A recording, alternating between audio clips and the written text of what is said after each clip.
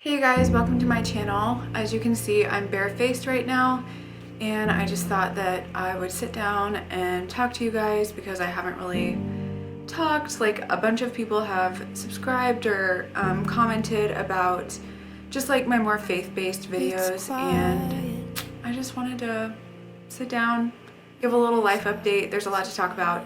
The first thing that I'm gonna start out with is kind of heavy. But we miscarried a little while ago. It's a really long story, and honestly, I don't think it's hard for me to talk about. Like, I feel pretty good emotionally. Josh and I have definitely cried about it and had some harder moments, as anyone would with a miscarriage. But if you follow me on Instagram, like, I felt like I should tell people about it because honestly, it's a huge life change, and I don't know if I should make like a miscarriage video or if I should just like journal about it, talk to people one-on-one about it, and then just leave it at that. When I was pregnant or before I miscarried, I never wanted to hear about miscarriages because I was like, oh my gosh, that is like frightening. That is like the worst thing ever. I don't want to hear about negative things like that. By the way, there's a mirror right here, so that's what I'm looking at. But I'll say it did not affect me as heavily as I thought it would. Like, I thought it would be really just leveled, like devastated, like, oh my gosh, I'm gonna be depressed in bed and worried that I can't ever have a child. And you know, maybe whenever we start trying again, it'll be frightening, I'm sure. Like, I'm open to all the like hard things of life. Like, I have been through a lot, and so I don't shy away from things that are like really difficult, but at the same time they're really difficult. Like, I mean, I'm not immune to it. Just because I'm like really strong and not afraid to embrace hard things, I'm still like very uncomfortable during it, and like sadness and natural feelings come. So all that to say, the miscarriage was quite an interesting journey. I will just cover that I feel like I have a whole new lease on life right now because I ended up in the ER. So I tried to miscarry naturally. Like, we got the news pretty early at the OB because there was no heartbeat. And from that moment, I cried in that moment, and I told Josh while we were there, like, honestly, I have peace with losing a baby. Like, I'm okay with the baby loss. It's more like I was crying because I was terrified about the process of a miscarriage, because I've heard the horror stories, and I was so nervous to walk through pain for no reason, because I've just heard women say like it's pretty much like labor but with no reward. So you're just in a bunch of pain, you're having contractions, and there's blood, but you are just miserable, and then it's for nothing. So that is what I was honestly like really nervous about in the OB office right after we got the news. So I just remember praying like early through this process, just like, Lord, you knew this was coming, you knew that we would have to handle this, so God, I just pray that you would give me the strength to get through this, and I'm gonna miscarry naturally. Like, I didn't want to even think about a surgery yet. I didn't really want to interfere with drugs because I already really don't take any medicine as it is. Like, if I have a headache, I just sleep it off or I drink a bunch of water. Tried the natural route of miscarrying. Long story short, ended up in the ER because of blood loss, and I won't go into all the nitty-gritty details. If anyone is curious, we can go there. But for this video, I'm just gonna keep it to pretty much the lessons that came out of that really hard time. One of them was, as soon as I was walking around my house one morning, like throughout the natural miscarriage process, and I started blacking out. And so I called Josh and I was like, hey, I don't think I can drive because I had to go to an OB appointment. I was like, can you come home? I'm starting to see black spots. And Josh was like, oh my gosh. So he came home, and then I started to realize, like, oh my gosh, I am weak, I am pale, like, I need to go to the ER. We ended up in the ER, and I had to be wheelchaired in. I couldn't even walk in because I was gonna pass out.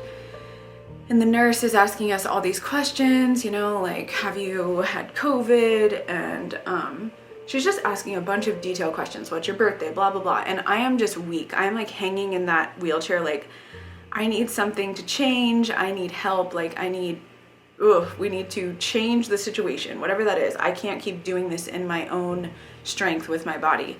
I was running out of strength. So then the nurse had the blood pressure monitor on me and the pulse thing on my finger, and my heart rate dipped to 30 beats per minute, and my blood pressure dropped like 70 over or something, like really, really low. And that's when I started to say, like, I need help. I need help. I need help. I can't see. Like, I was blacking out, and that's when she like shut up all her questions and started wheeling me down the hall. And then before I knew it, there were like 7 people, and everyone was like getting me onto this hospital bed, and needles and noises and all these things. So in that moment, I was just like, God, what? Like, what is this? Like, because I am such a strong, very strong-willed person. And I'll be honest, I've never done drugs, and I've never been interested in being drunk, really. And that's not me being a saint. Like, I definitely had other vices in my life. But when it comes to the feeling of being out of control, I just do not embrace that. Like, I do not want to be out of control. I don't want to feel weird feelings with my body. I'm very happy with my life and how life feels. Like, I don't need to escape through a substance or anything. So that feeling of being completely helpless and out of control and laying on the bed just waiting for people to help me was the worst. It was really hard for me. And I'm just looking up at the ceiling tiles like, somebody help me, somebody, like, God help me. And I remember saying that before they laid me down. I was like, God help me, like, God, I need your help. Like, I said it out loud because I was like, I don't want to black out. Like, I don't want to lose control. And if you're a charismatic and like people get slain in the spirit, like, I would love to experience that, but I think I'm too much of a control freak to even like be laid out in the spirit. So Lord, like, if that ever happens, like, please, I think it'd be cool. So that moment really hit me pretty hard, and to see my husband's face during all of that kind of freaked me out because he looked very nervous, and he said, like, babe, you're like white, like you are pale, like my lips had no color, my feet had no color, like I was turning gray. Like, it was just, so weird. I can't even believe that's where I was 4 weeks ago, almost 5 weeks ago. Praise the Lord that we made it through that. Oh my gosh. But I'll just say, there's so much more to this story, like dreams and just moments where people came at the right time. The feelings that I had before we found out we were gonna lose the baby. Just, there's so many things that play into all of this. The overarching thing is, it was like a wake-up call that day for Josh and I. Just kind of like, oh my gosh, life is very short. All in all, I ended up having to have an emergency surgery, an emergency DNC, which if you've miscarried, maybe you just opted for the DNC. I think I will do that if that ever happens to me again.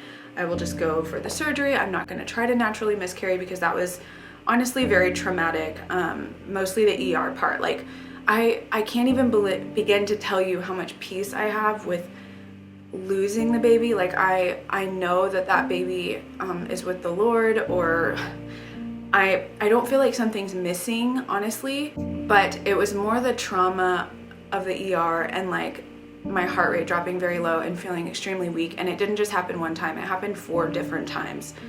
And that's when the ER doctor said the words life-threatening and emergency surgery all in the same sentence. And that's when I realized, okay, like, this is not a joke. I cannot just do this in my own willpower like I thought I could. And I just ended up going into surgery. And as I was being wheeled down the hall, I was pretty miserable at that point. The anesthesiologist is walking me through all of the stuff. He's like, we're just gonna give you a light drug that's going to make you relax, and then we will administer the anesthesia. And as I'm being wheeled down the hall, and I'll show you this little clip that Josh got as I was being wheeled, I was just saying Psalm 23. I was like, God, you are all that I have. If I don't come out of this, which I don't know if this was dramatic, like part of me was like, was I just being dramatic? But I just felt that miserable that I felt it was such a genuine prayer on my end. It was such a sincere moment with the Lord where I was just like, Lord, you lead me beside still waters. You set a table in the presence of my enemies. Like, even though I walk through the valley of the shadow of death, you are with me. Like, I was like, God, thank you so much for being with me right now in this moment. And I sound like very chill right now saying it, but it was honestly like a cry in my heart. And then one of the last things I remember thinking was praying, God, if I don't make it, help Josh take care of Grace. Like, I don't know, like, to me on this end, maybe it was a little dramatic. I really don't know. When the doctor said life-threatening, that honestly really freaked me out. So my genuine prayer to the Lord was, God, if I meet you today, that is wonderful. I'm excited to see you. I honestly didn't fear death in that moment. It was just like, you know what, if death comes, help Josh with Grace. That was really the only thoughts that I had. And I'll say coming to that point was actually really reassuring for me, because most of us aren't at that level every day. We don't live with death in mind. Like, we're living just like from moment to moment and emotion to emotion or event to event. And being at that place, I was just like, wow, like at the bottom, at this rock bottom moment, you're with me. Like, I know you're with me. So that was really awesome to just realize, like, okay, my faith that I have is so real. Like, I am talking to you. I am like in it. Like, I am not even thinking that God is not real. I'm just thinking, if I die in this moment, I will see him. And that was just so encouraging and so comforting. Like, I want to cry just thinking about it. Like, I'm just so grateful, because I think there were times in my life where I would be extremely scared of death and just thinking that I have so much left to do in my life. But in that moment, I just had so much peace. I was like, God, I love you and I'll see you soon. So all of that to say, you don't walk away from something like that the same. Like, I was shaken for sure. Like, and I've been shaken before in my life, but this was just a different form of shaking. Like, this was a moment where I just realized that I had been strong-arming life the past 2 years, like just doing, like next thing, I got this in my own strength. I have my business. I can serve at church. I can love my husband. I can raise my kid. I can do all these things that I have to do and just white knuckle it and hold on really tight and just really just be strong, emotionally strong, unfazed, I don't need any help type attitude. And I didn't realize, like, literally coming out of anesthesia, I just felt like the Lord showed me how weak I was. Going into the ER, I was laying there after they stabilized me and I just was crying, and I was just like, I am not this weak. Like, how did I end up here? I am not a weak person. Like, I was so frustrated that I even ended up there, that I even needed any human help outside of myself. And the nurse was so reassuring. She was just like, honey, you did the right thing. If you didn't come here, you would be in a bad place. Like, you're supposed to be here right now. And when she said that, I just broke. I just melted. Like, I was just like, man, okay, good. I'm glad that I couldn't do this in my own strength, because I can do almost everything that I need to do in my own strength. And that has been such a wake-up call, y'all. Like, you need to listen to Carrie Job's album, The Blessing. And first of all, The Blessing is such an amazing song, but you need to listen to Embers or First Love. Like, those songs, man, just about burning and being in the fire. They're so good. And telling God that he's still your first love after all these years of being with him. It has just been such a sweet time of worship since this whole dramatic event in our lives. It's been ridiculous. There are so many factors. I can't even cover them. I'm not going to cover them all right now. But I'm just saying, I have this whole new thing in life where I'm like, okay, God, whatever, whenever, wherever, with whoever, I'm doing it. I'm going to be obedient. Like, you speak, I'm listening.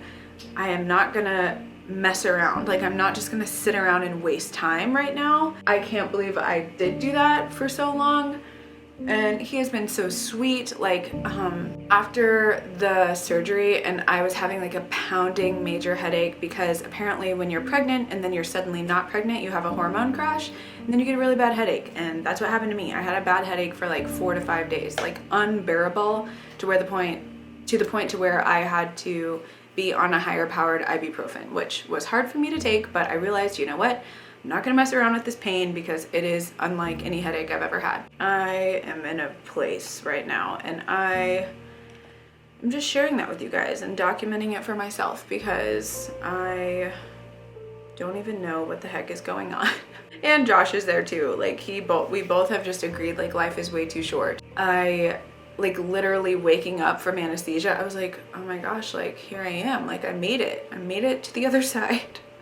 Clearly I was scared to take anesthesia. Like I've just heard some kind of scary stories about it that freaked me out. But it was great. I'm in the recovery area and I'm like literally coming out of the anesthesia and I like see the foggy image of the tech and I'm like, hey, I'm a wedding videographer and I have to shoot a wedding in 2 days. Do you think I can do it? Like that's what I said. And the tech like leans in and she goes, oh honey, maybe, I don't know. And if you don't know, D&Cs are normally an outpatient surgery, but I had to have an emergency D&C because of blood loss, and so just I think I was a lot weaker than I would have been if I would have just scheduled a D&C. So anyway, all of that to say, I had a wedding, a 10-hour wedding day on the horizon right after this ER visit. And I was so nervous about that, but I will say guys, like it rained that day to where the property, like the venue that we were shooting at is huge. Like we've shot this venue before and you have to like walk across a bridge, across a pond, like to get to the ceremony site, which was very difficult after this surgery. My heart was racing more than it should have. I felt very weak still, which the whole time I'm just realizing like, man, in my weakness, the Lord really is my strength. Like these verses were like real to me for the first time, and not just like emotionally weak. Like I was physically weak. Like I was like, Lord, I need your help for the next step. I need your help for the next breath, please. I've never hired somebody to shoot in my place. I've always just hired like a second shooter. So I just wasn't willing to do that.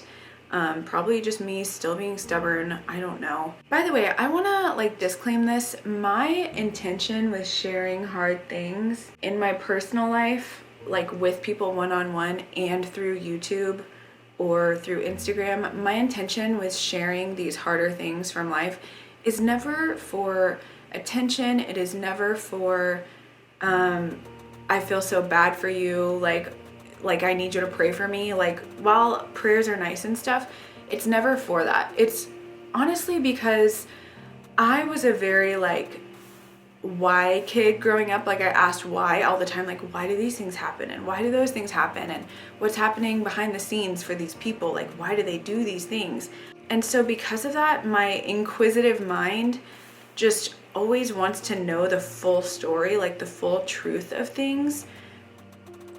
And to me, the truth of life at the very base level is life and death. Like truth or lies, like very black and white, like just strip life down to these base truths that I have discovered through hard times and then share them and glorify the Lord in that, because I'm like, God, you are literally the only thing that could have gotten me through anything that has happened, all of these traumatic moments. So I never want you guys to think like, oh my gosh, this girl is just like a freaking open book. Like, no, that's not what I'm trying to do. I'm not just trying to tell headline stories that are super interesting. If anything, there's a lot that I hold back. I really just want to share like, wow, God got me through that. And that is so great. Like, he is so great. He is so real. I could never be an atheist because I've just seen it too many times. Which this is kind of a weird segue into the next thing. But I want to talk about biblical femininity. And I know that's such a weird pivot, but I will say, learning how weak I was in the ER really has, what do you call it? Like, it kind of broke me, if you will, like the word broke, but not in a bad way, like in a really good way. Like I was like, wow, I have more work to do than I thought. Like sometimes I feel like I've arrived in some maturity areas, like, oh yeah, I know that. Oh yeah, I have that piece of wisdom. Oh yeah, I've heard that before. Oh, I've lived that 100 times. Like, I just feel like I've come a long way in life to where I'm like, what else could I learn that's new? But then being in the ER just showed me like, Sydney, you don't know about this part of life, like this area. And there's still so much that I honestly don't want to know. Like the faith that it takes to get through a really hard time, like people who really do deal with cancer or having just really hard medical issues in their life. Like, I don't want to live that testimony, but I got to experience a little piece of it where you are helpless and completely dependent on doctors. And that really humbled me. So in learning about just how weak I am in the ER, I started to realize like, man, I am like a hard person, like often. Like I am very like blunt and a little bit too over the top with how bold I can be. And I've always been a little bit insecure about that. And some people say like, oh, like, that's great. Like, I love that you're like that. But I take it to the nth degree sometimes, and my husband would agree. We went to a marriage conference last weekend, and this was even solidified even more. Like, the Lord is taking me on a journey, and I'm just sharing. Just like, I can be so sure, so hard. So like, no, this is right. Like, I'm right. Like, I know what I'm talking about. Or don't question my actions. Like, very like, I thought this all through, and I can come at an argument with every possible response. Like my brain just works in that way. I was gonna major in communications in college. Like I'm very skilled in the art of calling out logical fallacies and like leveling somebody's opposing view to where mine becomes like the best. Just in a very prideful way, honestly. And I've had like mentors in the past like level me, and I respect them so much for calling me out because I am the personality type that responds really well to that. And so all of these cumulative experiences, man, God really does take you on a big picture journey, and it is in all of the little details that he speaks. But just realizing recently, like, man, I don't want to be that hard. I don't want to be that intense. And some moments, like the Lord, he can handle me. He loves me so much. I can bring all of that to him. Like all of this really bold, fiery energy, I can lay that at his feet and say, God, make me new, break me, show me, like search my heart, find what is in me that is not of you, and then only bring out what is of you. And so I am kind of just in that season, and I've come across Dr. Michelle Daff here on YouTube. She is so great, you guys. I have been soaking up her stuff just in the background while I'm working or while I'm driving. Just love her heart for sharing like the Lord's heart for women. And I feel like it's been something that I've been missing for so much of my life. She just talks about how like so many women are behaving in such a masculine way in this day and age and labeling it feminism. And I would honestly say like, I'm not a feminist. Like I love women and I love like girl power and stuff. And I even love like really bold, outspoken women. But I'm coming to a new place where I don't know, like I want to embrace the more maternal, soft and sweet side, which I have it, like it's who I am. I care very deeply. I'm a very loyal person, very honest. Like my heart is always for that person. It's for you. Like I am not out to just connive and be a B word. Like Lord help me if I am ever like that. So Dr. Michelle Daff, yeah, I'll link her channel below, but just her like talking about femininity and how it's okay to be soft and it's okay to be quiet and it's okay to be gentle and it's okay to not push your way. It's okay to not speak your mind in the moment in the room. And just calling out all the masculine traits that so many girls have that ends up just looking like a chip on your shoulder. And I I relate. Like, I so relate to that. Like, just feeling like I have something to prove to people, whether it's through my ability or through my ability to communicate.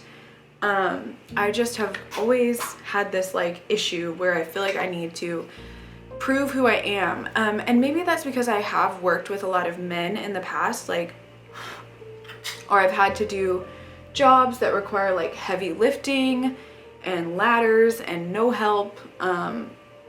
Or even like my wedding job is very strenuous and just, you gotta carry all the crap. But I'll say the area that I most would love to shift is in my marriage, in that I carry and have carried so much masculine energy for so long. Like, I feel like I have to provide. I feel like I have to make a bunch of big decisions. I feel like I have to be mom and dad. And I'm saying all of this stuff out loud, but I would never have said that out loud 2 weeks ago. I'd be like, no, this is just who I am. But now I'm like, no, Sydney, like, you need to calm down on some things. So that's been a very interesting journey in like really embracing the biblical view of femininity and realizing like being a more feminine woman. I've always been very feminine in appearance, I think. Like, my husband would say like, yeah, you look like a woman. Like, I dress like a woman, I move like a woman. Even in certain settings, like, it can really pull that feminine energy out. I hate the word energy, but you know what I mean, like that feminine presence out. But I kind of think I used it more in like the seductive way, like the worldly feminine energy. And I am like wanting to learn more about just like embracing this quiet, peaceful, sweet, feminine presence. Like, it's so hard to explain. You have to watch her videos, because she like coaches women who are just really hardened by life and they don't even realize it. Like, you don't even realize that you have a chip on your shoulder. I didn't realize that I had a chip on my shoulder, and I'm just like, Lord, heal that. Like, I want to be soft and sweet and kind and maternal and a cheerleader of other women, which I feel like I already was, but I'm just seeing so much more clearly all these masculine traits. And when I told my husband about it, he was like, yeah. And I feel like if I would have kept going down the road that I went down, I would have only become more masculine. Just like, I need to make more money, like always like a go-getter. Like, she talks about the difference between like men, how women are receivers, and women need to like embrace what God has gifted them with in life. Like, if a man wants to open the door for you, or if he wants to provide for you or give you compliments or something, she's like, you need to be receptive instead of having a chip on your shoulder or being like, I know, or oh, I'm ugly, or just like comments like that. Like, just be receptive. Like, I feel like the feminist agenda is so opposite that. Like, the feminist agenda really wants to tell us like, no, you like need to man up, like you need to be for yourself, and you need to be strong. And there's so much strength in this gentleness that I didn't even realize. Like, just being like loving and open and sweet and touchy-feely. I already am a touchy-feely person, but I've just realized that I haven't even fully embraced that to the level that I should. I was touchy-feely in like a masculine way. Like, I can't even describe it, but basically I feel that heart growing in me that is just more maternal, more sweet, more quiet, more gentle, and I am loving it, you guys. I'm just like, yes, like this is who I am supposed to be. Like, I'm not supposed to be this hard person that just needs to prove things to my husband, needs to prove things to others, like, oh, I got it, I'm fine.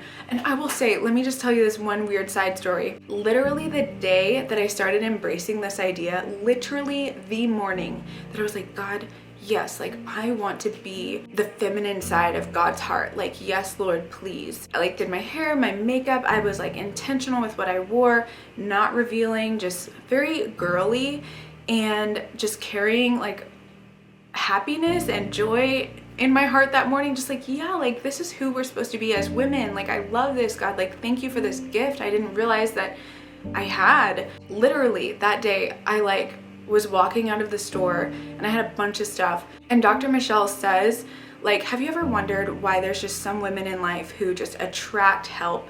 And she's saying like, no one will let them open a door for themselves. They just like follow her around and they're just like, oh, let me help you. Oh, no, it's okay. Like, oh, can I get you something extra? Like, just people just really looking out for like the very feminine women of society, which can sound really weak, but honestly, you'll like, there's a strength in it that you'll see. So I was walking out and this cart guy comes up and he goes, hey ma'am, can I help you carry all this stuff out? Like, do you need help loading your car? And I'm like, oh no, I got it. Like, just really putting that masculine energy on it. It's almost like as soon as someone wants to treat me like a lady, I like exert that masculine self where I'm like, no, I got it. Like, I'm fine. Like, I carry the stuff myself. Like, I'm good. And he goes, no, let me help you to your car. I'm like, okay, sure. And I was like, honestly, I don't even know where I parked. So I hope that this isn't awkward. Like, we're walking to the wrong vehicle. And so we're walking out and we start talking, and I learned he was 21 and I was like, oh, I'm 28, like I'm old, like, and he was like, no, you're not old, quit acting old. And we just had great conversation to the car. And I was like, man, I had the moment to like encourage him and say like, hey, you're only 21. Like, I started my business at 22. I asked him, I was like, are you going to school? Like, what are you doing in life? I was like, how are you going to get out of Sam's Club? Because I could tell he didn't want to work there. And he goes, oh man, I'm going for hospitality and I'm just working on serving people. And I was like, oh, that's great. Like, he was already practicing hospitality while being a cart guy, like at Sam's. And I thought that was so great. I was like, man, you are a winner. And I got to encourage him and tell him like, man, I was 22 when I started my business. Like, you're younger than that. Like, you have so much time. Like, get good grades in school, do it, crush it, use social media, all that stuff. And just really encouraging him. And I felt like that maternal heart for this kid who was helping me. But I was just like, wow, God, like, this is hilarious. Like, you're showing me, like, as I embrace who you made me to be, like, you're gonna bring this about. And I'll say there wasn't the feeling of him like hitting on me at all. It was literally just someone wanting to help me. Like, it was so innocent and sweet. And I'm just saying, like, it was a great example of what I feel like has been missing. Like, I just want to be an encourager to my husband now. I don't want to be his biggest doubter. I don't want to be his biggest like downer, which I haven't always been. Like, Josh would even say I've been encouraging, but there's a level where I feel like I always have to come through on my own instead of receiving and embracing his provision. Like, I'm like, no, I got it. I'll provide for us. I'll take care of us. I make money. Like, having that, I don't know, boss bee feel sometimes. And I don't want to be that. Like, I'm like, no, like, I'll receive who my husband is. Like, God gifted him to me. And I'm so grateful. Especially during that whole miscarriage deal, Josh was such a saint, like, so amazing. He was amazing during Grace's birth too. But just all of that to say, like, I am really grateful to the Lord for this journey that I'm on. I hope some of that made sense. I know it was all over the place, but to me in my brain, like, it all makes sense. Like, it's all tied together. I learned how weak I was, and then I'm learning how I can really embrace this true sweet side to being a woman that I really haven't embraced over the years. Like, honestly, I've been with Josh for 12 years and I'm like, oh my gosh, Lord, redeem the time. Like, how do I get this time back where I've just been such a horrible person over the years? But Josh is not perfect either, which we know that. So we're all on different journeys. We're all in our stages of our journeys. So I hope that I'm still like evolving and changing even well into my 60s, 70s, 80s. So here I am at 28. It's a new road we're walking and I'm excited. I'm excited for where the Lord is taking us. And I made these earrings, by the way. They're clay earrings, but sorry, random side note. I looked at the viewfinder and saw them. But yeah, this was a get ready with me, do my makeup, talk too much video. I hope that you guys enjoyed it. Oh, I wanted to talk about skincare too.